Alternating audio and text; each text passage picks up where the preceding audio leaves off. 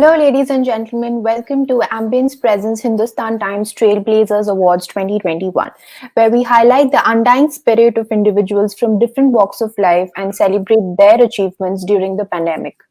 Today, we are here to talk about the initiatives taken by the Ambience Group and how they have been a trailblazer in the field of real estate.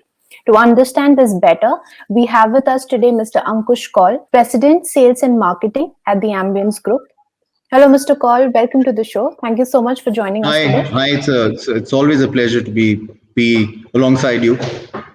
Thank you, sir. So we are delighted to partner with Ambience Group for HD Trailblazers. So to start off with our discussion for today, I would like to know what are your thoughts on the campaign and what do you think about this partnership?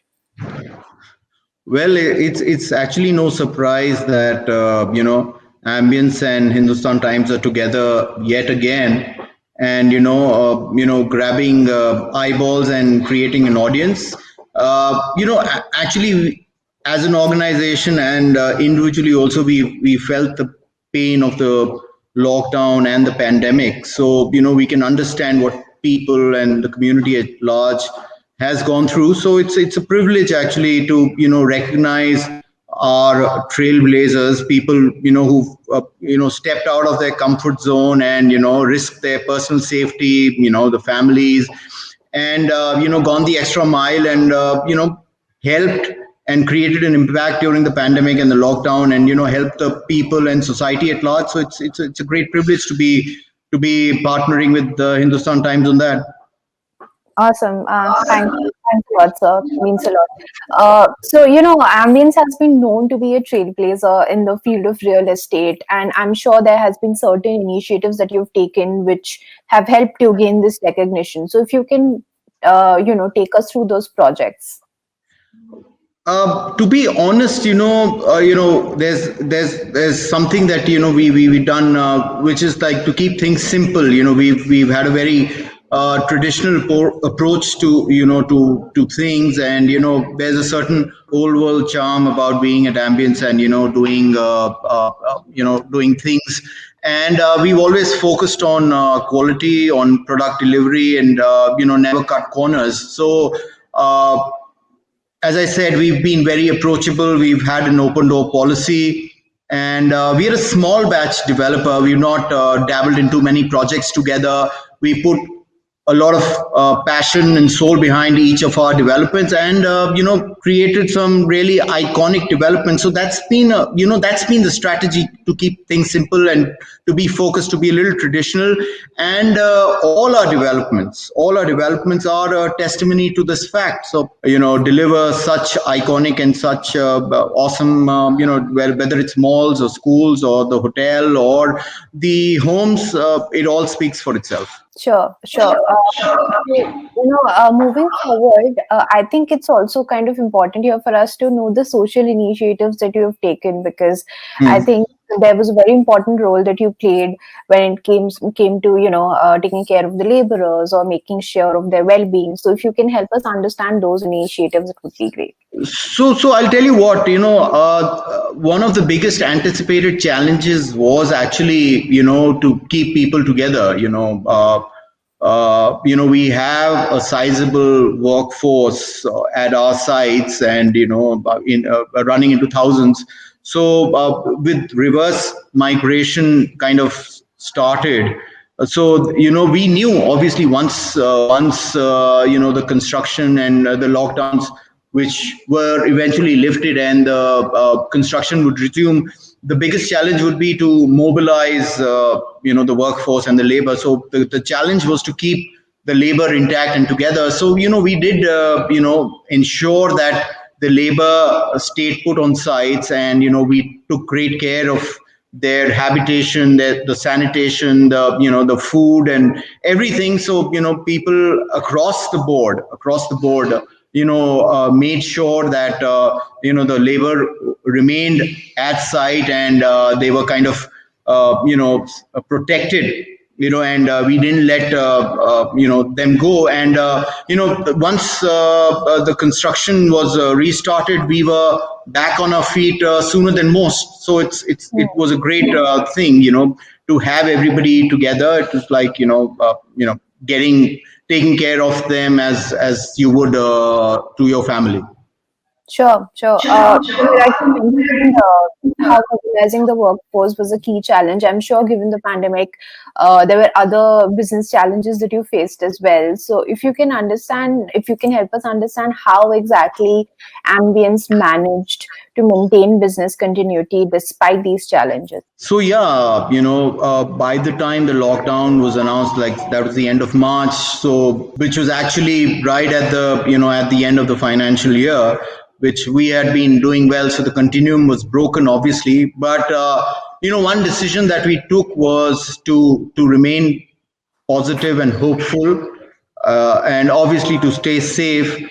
But we decided to remain in touch, with all our stakeholders, and believe me, we would have clocked not less than 300 hours of video conferencing during just April and May, where we made it a point to be in close touch with all our stakeholders, whether it's partners or vendors or people who contribute to the business, including our own employees, and be in touch, be have a regular FaceTime with them, and to keep infusing positivity and optimism within the system, because we knew eventually we would bounce back, and that's the way of life. I mean, you do have a lot of challenges, a lot of obstacles, but you have to bounce back. So keeping a positive note and a tone throughout the lockdown was one great step that we took, and being in touch with everybody, and and the efforts yielded results. So we were back on our feet and back into the business cycle as soon as the things were lifted, and we were back on track. Yeah, makes sense. Makes sense.